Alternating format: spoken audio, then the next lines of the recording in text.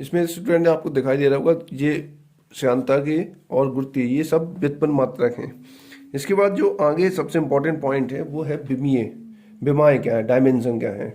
तो देखो डायमेंशन आप लोगों को बस इतना पता होना चाहिए, किसी भी जो मात्रक होता है उनकी घात, उनको जो घात के रूप में हम लोग लिखते हैं, उनकी भौतिक राशि की विमाएँ उन घातों को कहते हैं जो राशि की मात्रा को व्यक्त करती है, यानी जो उनका मात्रक होता है वही उसकी विमाओं को व्यक्त करता है। ठीक, जैसे इसमें बताया गया है बल, जो बल के लिए बल में इसमें बल की मात्रा की विमा लिखी है mL/t-2। इसका मतलब m का मतलब हो गया द्रव्यमान, l का मतलब हो गया आपका मीटर, t का मतलब हो गया सेकेंड और -2 लगा है तो प्रति सेकेंड स्क्वायर। ठीक, तो यहाँ पर ये मास को रिप्रेजेंट कर रहा है, ये आपका दूरी को रिप्रेजेंट कर रहा है यानी मीटर को रिप्रेजेंट कर रहा है, ये टाइम को यानी सेकेंड को रिप्रेजेंट कर रहा है। इसके बाद आता है विमीय सूत्र। तो किसी भौतिक राशि में प्रयुक्त मूल मात्रक को विमीय रूप में लिखना, यानी इन्हीं को विमीय रूप में हम ऐसे ब्रैकेट में करके लिख रहे हैं, वो उसकी क्या कहलाएगा, विमीय सूत्र।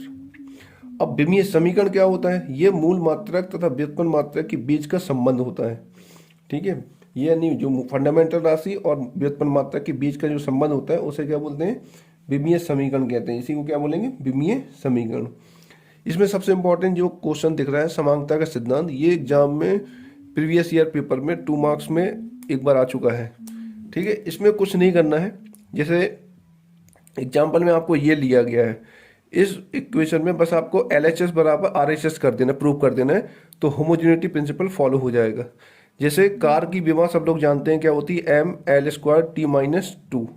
ठीक, इसमें सबसे इंपॉर्टेंट पॉइंट याद रखना, जब विमा को होमोजेनिटी रूल लगाएंगे तो इसमें संख्या का कोई मतलब नहीं होता, क्योंकि संख्या का कोई डायमेंशन यानी कोई विमा नहीं होती है। तो ऊर्जा की सबको पता है कि mL/t² होती है, तो ये आपका LHS पार्ट हो गया। और ये जो LHS पार्ट हो गया आपका, ये LHS पार्ट है। इसके बाद ये RHS पार्ट है। RHS में m की विमा क्या होगी, द्रव्यमान की विमा क्या होगी m, और v² है तो वेग की विमा होती है L/t-1, इसकी पावर 2 करेंगे तो क्या आ जाएगा mL²t-2।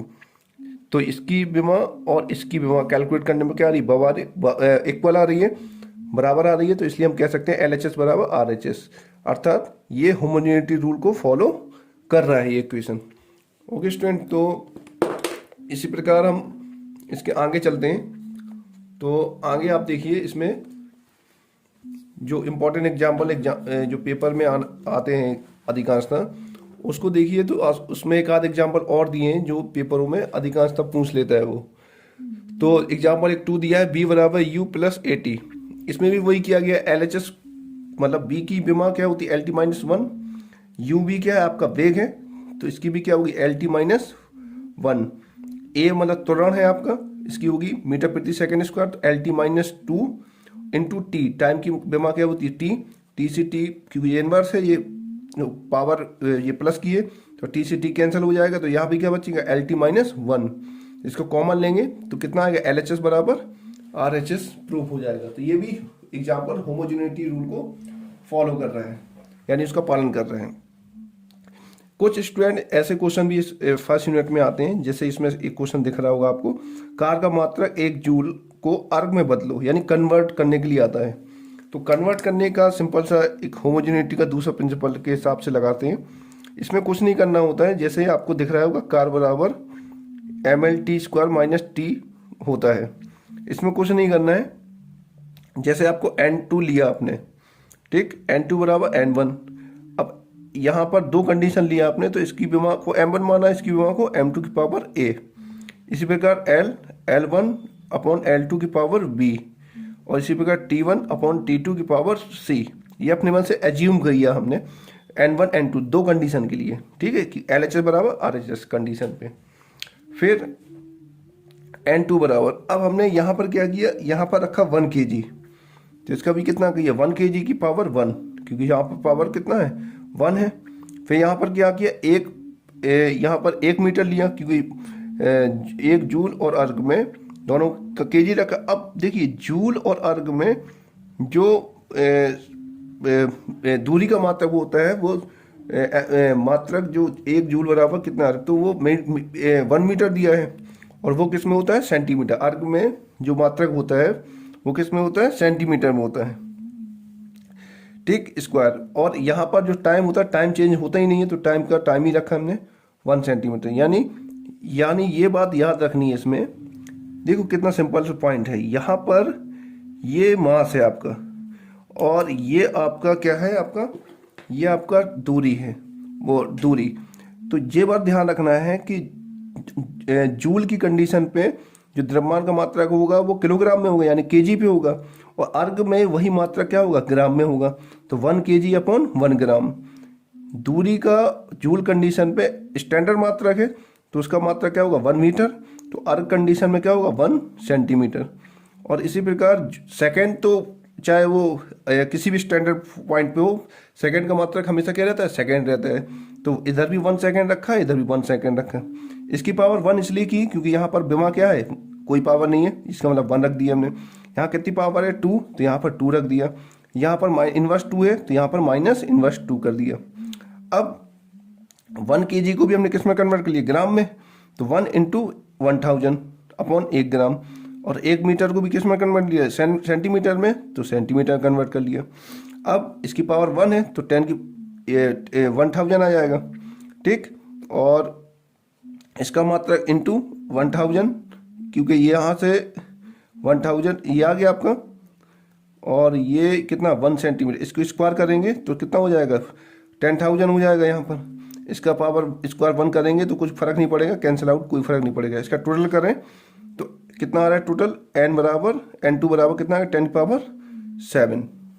तो ये आपको करना है सिर्फ, ठीक है। तो बस इतना सा लॉजिक है, इसमें ज़्यादा कुछ नहीं। आराम से 1 जूल बराबर 10⁻7 कितना, 7 अर्ग आ जाएगा यहाँ पर। तो इस तरीके से सॉल्व करना है कन्वर्जन में, बस इतना सा ध्यान रखना है। ध्यान अगर उसमें गौर करोगे कि सिंपल सा है कि जो मात्रक दिया है और उसका जो कंडीशन पे मात्रक होता है उसको अपॉन में रखना है, और उतनी विमा का पावर लगाना है जितनी विमा का पावर उसमें है। इसमें और देख लीजिए, एक और समझ में आ जाएगा।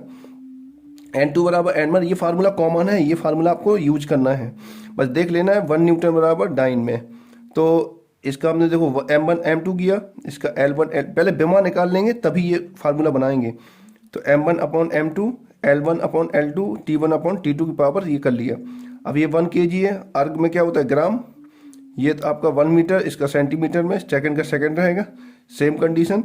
अब यहाँ पर पावर क्या है, एक भी नहीं है, तो इसकी पावर भी 1 है, इसकी पावर भी 1 है। तो यहाँ पे 1000 × 100, 10⁵।